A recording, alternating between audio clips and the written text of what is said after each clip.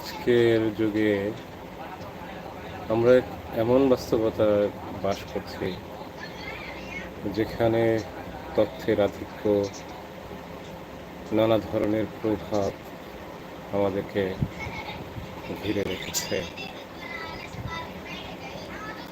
কেউ চায় আমাদের চোখ দিয়ে কিছু নির্দিষ্ট দৃশ্য দেখাতে, তাদের চোখ দিয়ে তাদের মতো করে আমাদের চোখ দিয়ে দেখতে বলে।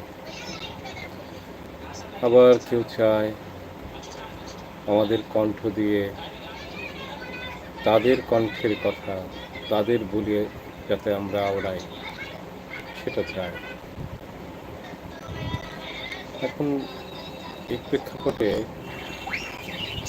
একটি কথা খুব বড় হয়ে ওঠে, যা দেখাতে চায় ওরা তা দেখো না, বরং যা দেখতে চাও তা দেখার দৃষ্টি তৈরি করো। অন্যদিকে যা বলাতে চায় তাও বলো না, নিজের বুদ্ধি ও বিবেককে শানিত করো। না, যা নিজে বলতে চায় সেই বলতে পারার যোগ্যতা অর্জন করো।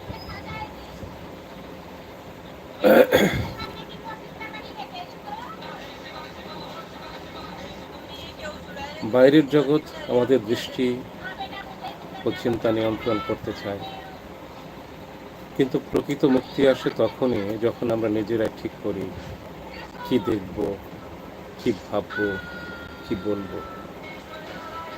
এই দৃষ্টিভঙ্গি গড়তে হলে প্রয়োজন আত্মজ্ঞান, পাঠাভ্যাস, পর্যবেক্ষণের ক্ষমতা এবং নিরন্তর চর্চা। আমাদের বিবেককে শানিত করতে হবে যেন আমরা মিথ্যার মদকে ঢাকার সত্যকে ছিনে নিতে পারি। আর নিজের মত প্রকাশের জন্য চাই ভাষার দক্ষতা, যুক্তির স্বচ্ছতা এবং মাননের দৃঢ়তা।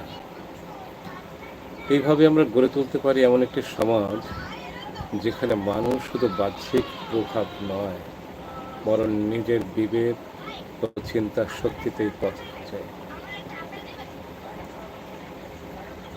অন্যরা যা কি দেখাতে চায় তার বাইরেও আমাদের দৃষ্টি আর কণ্ঠ গড়ে তোলার সময় এখনই।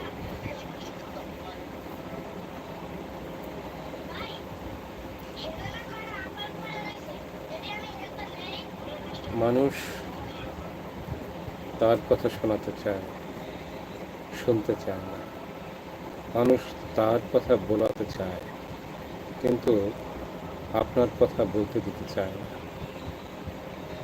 এই হচ্ছে বর্তমান সময়ে এক রোগ। এই রোগ থেকে বের হতে না পারলে আমাদের বাংলাদেশের যে সমাজ, যে সহনশীল সমাজ, যে সুন্দর একটি সমাজ, সেই সমাজ ধ্বংস হয়ে যাবে। এখন একটা ক্রিটিক্যাল সময় পার করছে, যে ক্রিটিক্যাল সময় পার করছে সেই ক্রিটিক্যাল সময় আরও ক্রিটিক্যাল হয়ে যাবে, আরও জটিল হয়ে যাবে। সমাজের ভাবনা জটিল হয়ে যাবে। মানুষ কাউকে বিশ্বাস করতে পারবে না, মানুষ অবিশ্বাস করতে থাকবে মানুষকে। তখন এই সমাজের জটিলতা আরও বাড়বে, মনুষ্যত্ব বোধ নষ্ট হয়ে যাবে। মানুষের ভিতরে ক্রোধ, হিংসা এগুলো বেড়ে যাবে। এতে করে এই সমাজ টিকবে না। যখন এই সমাজে এগুলো বেড়ে যাবে তখন অন্য মানুষরা, বাইরের শত্রুরা সুযোগ নেবে।